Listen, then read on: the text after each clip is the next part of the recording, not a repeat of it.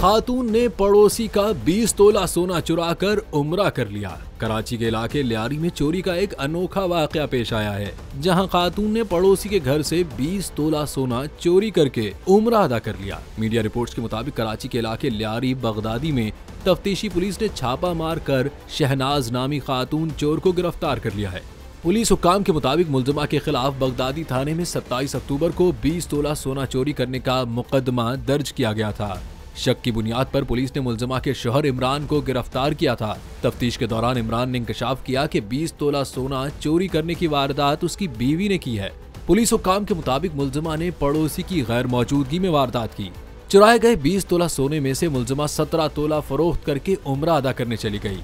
उम्रे से वापसी पर मुलजमा को गिरफ्तार कर लिया गया। पुलिस ने मुलजमा शहनाज से 3 तोला सोना और 15 लाख रुपए कैश बरामद कर लिया है। वाकई की खबर सोशल मीडिया पर वायरल हुई तो सारिफीन की जानिब से अफसोस का इजहार किए जाने के साथ साथ दिलचस्प तबसरे भी सामने आ रहे हैं।